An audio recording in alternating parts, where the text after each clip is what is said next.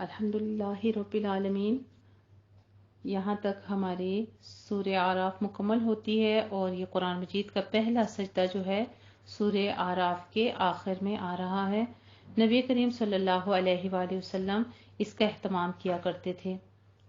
ابن عمر رضی اللہ تعالی عنہ کہتے ہیں کہ نبی کریم صلی اللہ علیہ وآلہ وسلم قرآن کی قرأت کرتے، بس آپ اس سورت کی قرأت کرتے جس میں سجدہ ہوتا تو آپ صلی اللہ علیہ وآلہ وسلم سجدہ کرتے، ہم بھی آپ کے ساتھ سجدہ کرتے، حتیٰ کہ ہم میں سے بعض کو اپنی پیشانی رکھنے کی بھی جگہ نہ ملتی تھی تو وہ دوسرے کے اوپر یا جھک کے یا اشارے سے سجدہ کر لیتا تھا۔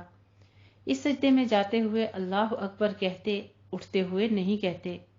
اس سجدے میں سلام بھی نہیں ہے، قبلہ رخ ہونا افضل ہے، ضروری نہیں ہے۔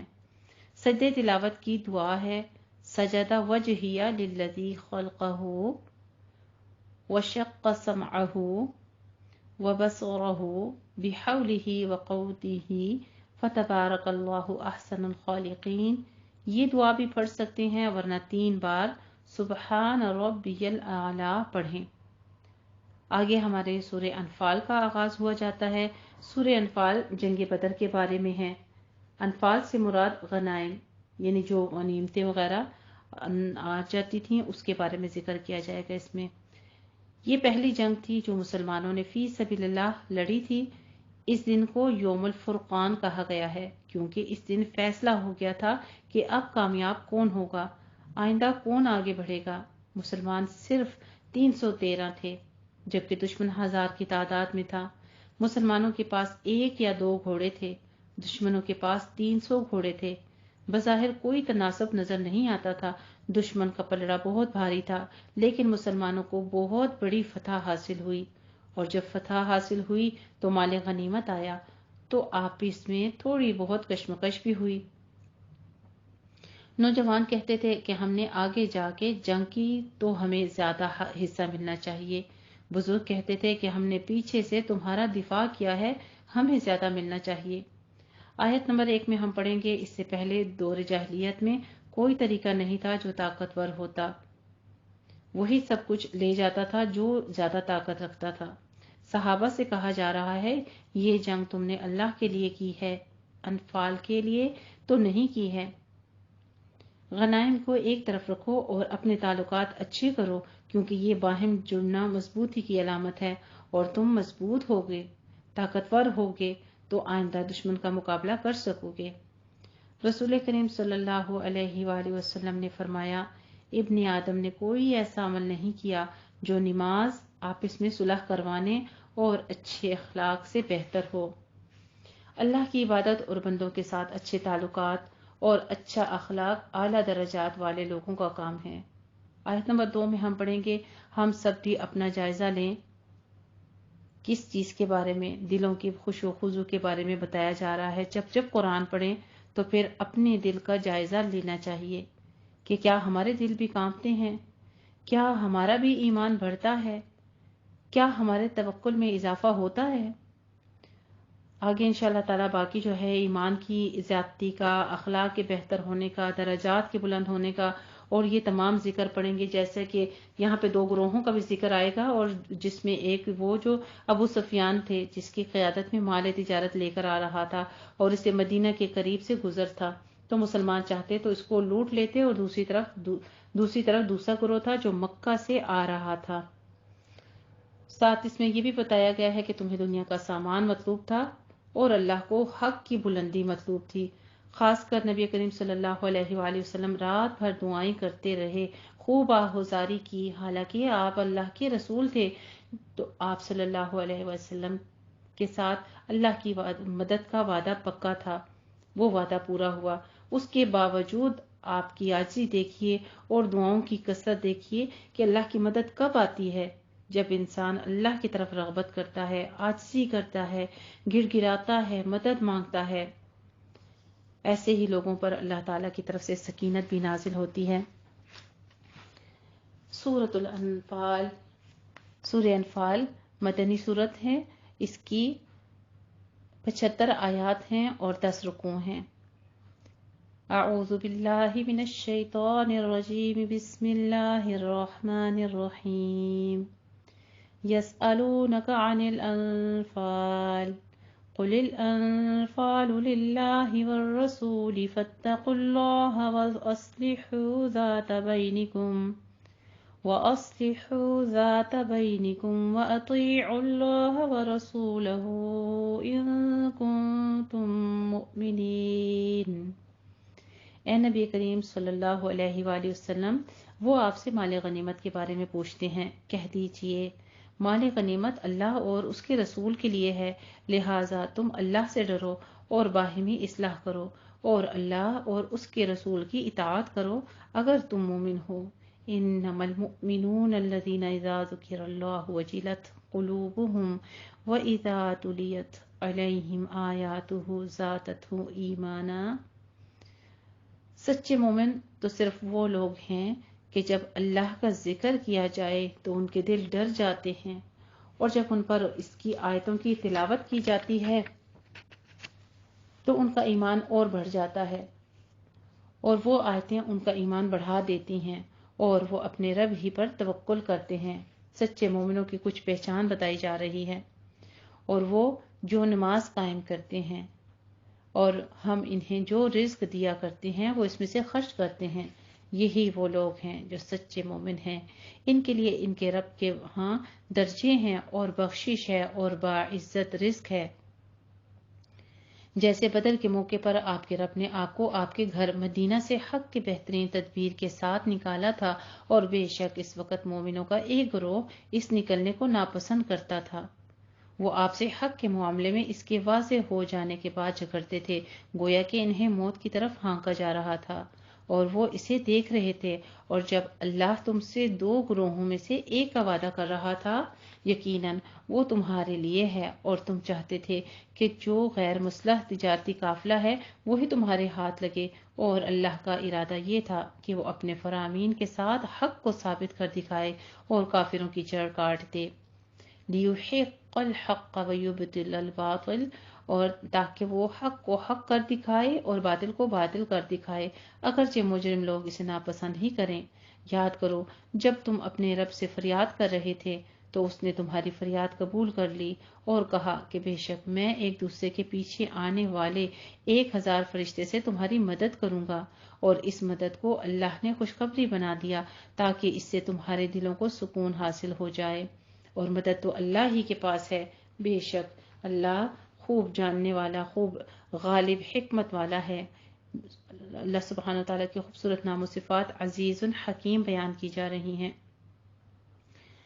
یاد کرو جب وہ اللہ اپنی طرف سے تمہیں امن اور سکون دینے کے لیے تم پر اونگ طاری کر رہا تھا اور آسمان سے تم پر بارش برسا رہا تھا تاکہ تم اس کے ذریعے سے پاک کر دے اور تم سے شیطانی وسوسوں کو لے جائے، اور تاکہ تمہارے دلوں کو مضبوط کر دے، اور تاکہ اس کی وجہ سے تمہیں ثابت قدم رکھے۔ اے نبی کریم صلی اللہ علیہ وآلہ وسلم، جب آپ کا رب فرشتوں کی طرف وحی کر رہا تھا کہ بے شک میں تمہارے ساتھ ہوں، چنانچہ تم ان کو ثابت قدم رکھو جو ایمان لائے، میں جلد ہی ان لوگوں کے دلوں میں روک ڈال دوں گا جنہوں نے کفر کیا، چنانچہ تم ان کی گردنوں پر وار کرو اور ان کے ہر پور پر ضرب لگاؤ، یہ اس لیے کہ بے شک انہوں نے اللہ اور اس کے رسول کی مخالفت کی ہے، اور جو کوئی اللہ اور اس کے رسول کی مخالفت کرے گا تو یقیناً اللہ سخت سزا دینے والا ہے۔ ذالکم فذوقوہ وان للکافرین عذاب النار، بس تم یہ سزا چکھو جب تمہیں بے شک کافروں اللہ کے عذاب سے ڈرایا جا رہا ہے۔ یہاں پہ وَأَنَّ لِلْكَافِرِينَ عَذَابَ النَّارِ، اور بے شک کافروں کے لیے دوزخ کا عذاب تیار کر رکھا ہے۔ اے ایمان والو، جب تمہارا ان لوگوں کے لشکر سے مقابلہ ہو جنہوں نے کفر کیا تو تم ان سے پیٹ نہ پھیرو، اور جو شخص اس دن سے ان سے منہ پھیریں گے یا ان سے پیٹ پھیرے گا سوائے اس شخص کے جو لڑائی کے لیے پینترا بدلنے والا ہو یا اپنے کسی گروہ کی پناہ لینے والا ہو، تو یقیناً وہ اللہ کا غضب لے کر لوٹتا، اور اس کا ٹھکانہ جہنم ہے، اور وہ بہت ہی بری لوٹنے کی جگہ ہیں۔ چنانچہ تم نے انہیں قتل نہیں کیا بلکہ اللہ ہی نے انہیں قتل کیا۔ اور اے نبی کریم صلی اللہ علیہ وآلہ وسلم، جب آپ نے مٹھی پر خاک ان کی طرف پھینکی تو وہ آپ نے نہیں پھینکی بلکہ اللہ نے پھینکی، اور تاکہ وہ مومنوں کو اپنی طرف سے اچھے انعام سے نوازے۔ بے شک اللہ خوب سننے والا، خوب جاننے والا ہے۔ سبحان اللہ۔ اللہ سبحانہ تعالیٰ کی خوبصورت نام و صفات سمیع علیم بیان کی جا رہی ہیں۔ ذالکم وان اللہ موہن کید الکافرین، یہ تھی بات ہماری حکمت، اور بے شک اللہ کافروں کی چال کمزور کرنے والا ہے۔ کافروں سے کہہ دیجئے اگر تم فیصلہ مانگتے تھے تو فیصلہ تمہارے سامنے آ گیا، اور اگر تم باز آ جاؤ تو وہ تمہارے حق میں بہتر ہے، اور اگر تم دوبارہ پہلے کی طرح کرو گے تو ہم بھی پھر اسی طرح کریں گے، تمہیں سزا دیں گے، اور تمہاری جماعت اگرچہ زیادہ ہی ہو وہ تمہیں ہرگز کچھ فائدہ نہ دے گی، اور بے شک اللہ مومنوں کے ساتھ ہے۔ یا ایھا الذین آمنوا، پھر ایمان والوں کو مخاطب کر کے اللہ سبحانہ تعالیٰ فرما رہے ہیں اطیعوا اللہ ورسولہ، اللہ کی اطاعت اور ساتھ اتباع سنت کا حکم دیا جا رہا ہے کہ اللہ کی اور اس کے رسول کی اطاعت کرو اور اس سے نہ پھرو حالانکہ تم سن رہے ہو، اور تم ان لوگوں کی مانند نہ ہو جاؤ جنہوں نے کہا ہم نے سن لیا حالانکہ وہ سنتے ہی نہیں تھے۔ بے شک اللہ کے نزدیک چلنے پھرنے والے سب سے بدترین وہ بہرے گونگے ہیں جو عقل نہیں رکھتے۔ استغفر اللہ العظیم۔ اللہ سبحانہ تعالیٰ ایسے انسانوں کو شررد دواب کہہ رہے ہیں جو پائے ہیں، یعنی ایسے جو سن کر بھی اللہ کے احکام کو مانتے نہیں، گونگے بہرے بن جاتے ہیں اور وہ عقل نہیں رکھتے۔ وَلَوْ عَلِمَ اللَّهُ، اور اگر اللہ ان میں کوئی بھلائی جانتا تو انہیں ضرور سنا دیتا، اور اگر وہ انہیں سنا دیتا تو بھی وہ ضرور پھرتے، اور وہ اعراض کرنے والے ہیں۔ یا ایھا الذین آمنوا استجیبوا للہ وللرسول اذا دعاکم، اور اے ایمان والو تم اللہ اور اس کے رسول کی بات کو قبول کرو جب وہ تمہیں اس امر کے لیے بلائے جو تمہیں زندگی بخشتا ہے، اور تم جان لو کہ یقیناً اللہ بندے اور اس کے دل کے درمیان حائل ہو جاتا ہے، یعنی موت وارد کر کے، جس کا مزہ ہر نفس کو چکھنا ہے۔ مطلب یہ ہے کہ قبل اس کے کہ تمہیں موت آ جائے اللہ اور اس کے رسول کی بات مان لو اور اس پر عمل کرو۔ بعض نے کہا کہ اللہ تعالیٰ انسان کے دل کے جس طرح قریب ہے اس میں اسے بطور تمثیل بیان کیا گیا ہے، اور مطلب یہ کہ وہ دلوں کے بھیدوں کو بھی جانتا ہے، اس سے کوئی چیز مخفی نہیں ہے۔ وَأَنَّهُ إِلَيْهِ، اور یہ بھی کہ تم اسی کی طرف لوٹائے جاؤ گے۔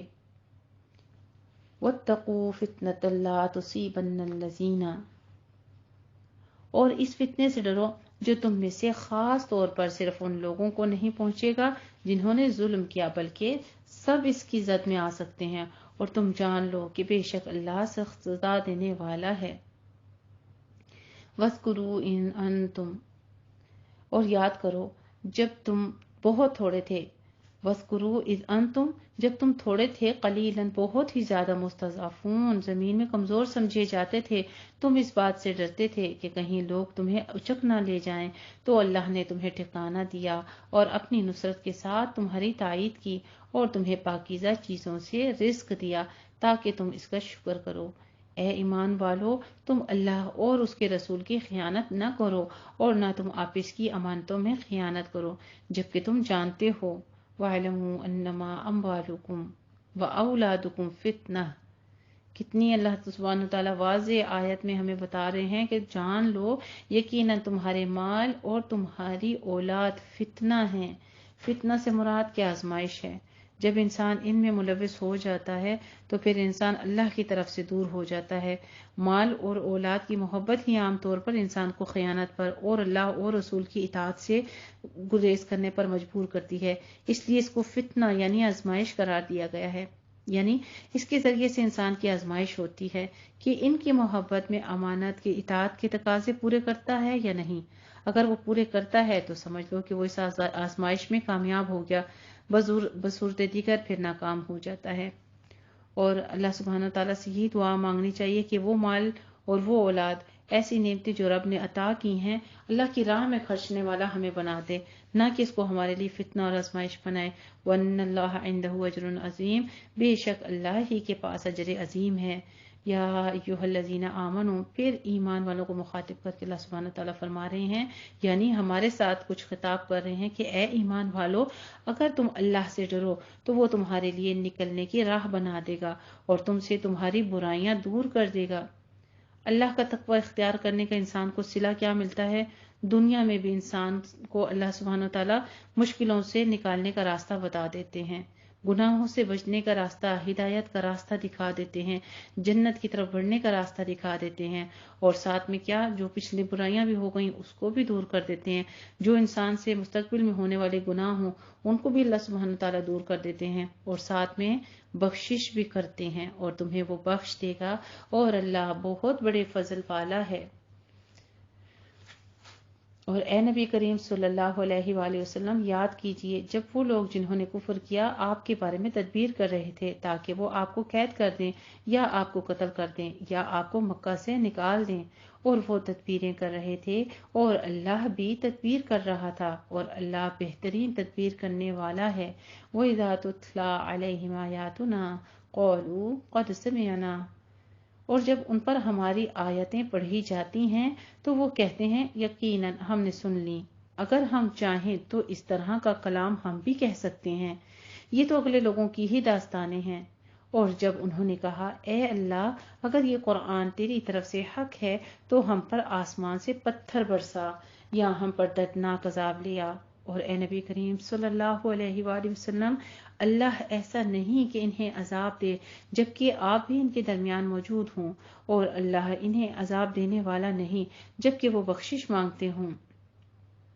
اور اب ان کے لیے کون سی وجہ ہے کہ اللہ انہیں عذاب نہ دے جبکہ وہ لوگوں کو مسجد حرام سے روکتے ہیں، حالانکہ وہ اس کے متولی نہیں، اس کے متولی تو متقی لوگ ہیں، اور لیکن ان میں سے اکثر اس حقیقت کو نہیں جانتے۔ وَمَا كَانَ صَلَاتُهُمْ عِندَ الْبَيْتِ، اور بیت اللہ کے پاس ان مشرکین کی نمازیں سیٹیاں اور تالیاں بجانے کے سوا کچھ نہیں تھا۔ چنانچہ تم عذاب چکھو اس کفر کی وجہ سے جو تم کرتے تھے، بے شک جن لوگوں نے کفر کیا وہ اپنے مال خرچ کرتے ہیں تاکہ وہ لوگوں کو اللہ کے راستے سے روکیں، تو وہ ابھی اور مال خرچ کریں گے، پھر وہ ان کے لیے باعث حسرت ہوگا، پھر وہ مغلوب ہو جائیں گے، اور جن لوگوں نے کفر کیا وہ جہنم کی طرف اکٹھے کیے جائیں گے، تاکہ اللہ ناپاک کو پاک سے الگ کر دے اور ناپاک لوگوں کو ایک دوسرے پر اوپر تلے رکھ کر سب کا ڈھیر لگا دے، پھر اسے جہنم میں ڈال دے، یہی لوگ خسارہ پانے والے ہیں۔ قُل لِّلَّذِينَ كَفَرُوا، اے نبی کریم صلی اللہ علیہ وآلہ وسلم، جن لوگوں نے کفر کیا ان سے کہہ دیجئے کہ اگر وہ باز آ جائیں تو جو کچھ پہلے ہو چکا وہ انہیں معاف کر دیا جائے گا، اور اگر وہ دوبارہ ہی وہی کریں گے تو بلا شبہ اگلے لوگوں کا جو طریقہ گزر چکا ہے وہی ان کا بھی انجام ہوگا، اور تم ان سے لڑو حتیٰ کہ فتنہ شرک نہ رہے اور ہر کہیں سارے کام سارا دین اللہ ہی کا ہو جائے، پھر اگر وہ کافر باز آ جائیں تو بے شک اللہ ان کے کاموں کو خوب دیکھ رہا ہے، اور اگر وہ پھریں تو جان لو کہ یقیناً اللہ ہی تمہارا کارساز ہے، وہ بہترین کارساز اور بہترین مددگار ہے۔ فَاعْلَمُوا أَنَّ اللَّهَ مَوْلَاكُمْ نِعْمَ الْمَوْلَىٰ وَنِعْمَ النَّصِيرُ۔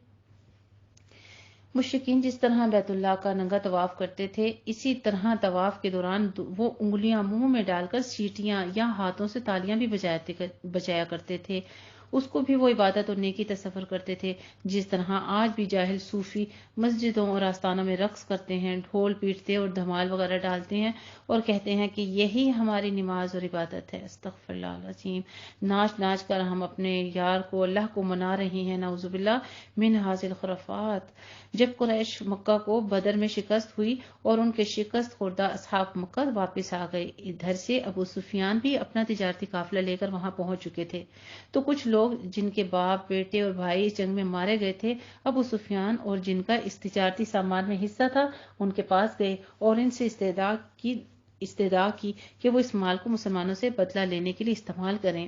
مسلمانوں نے ہمیں بڑا ہی نقصان دیا ہے، اس لیے ان سے انتقامی جنگ ضروری ہے۔ اللہ تعالیٰ نے اس پر یہ آیت نازل کی، انہی لوگوں یا اسی قسم کا کردار اپنانے والوں کے بارے میں فرما دیا کہ بے شک یہ لوگ اللہ کے راستے سے لوگوں کو روکنے کے لیے اپنا مال خرچ کر لیں، لیکن ان کے حصے میں سوائے حسرت اور مغلوبیت کے کچھ نہیں آئے گا، اور آخرت میں ان کا ٹھکانہ جہنم ہوگا۔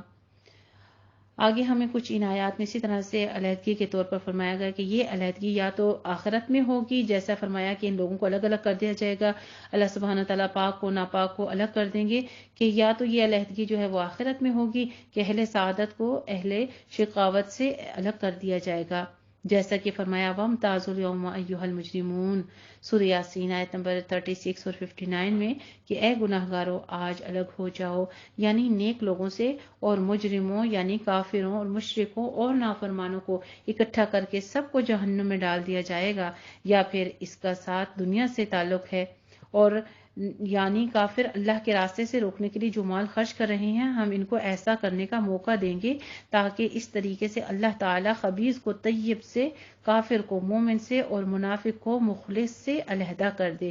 اس اعتبار سے اس آیت کے معنی یہ بھی ہوں گے کہ کفار کے ذریعے سے ہم تمہاری آزمائش کریں گے، وہ تم سے لڑیں گے، اور ہم انہیں ان کے مال میں بھی لڑائی پر خرچ کرنے کی قدرت دیں گے تاکہ خبیث طیب سے ممتاز ہو جائے۔ اللہ کی راہ میں خرچ کرنے سے کیا ہوتا ہے؟ آج کل ہم جس طرح زکوٰۃ کے معاملات پڑھ رہے ہیں تو وہ سب ہم کس لیے پڑھ رہے ہیں؟ ہم نے زکوٰۃ کیوں ادا کرنی ہے؟ تاکہ ہمارا مال پاک ہو جائے۔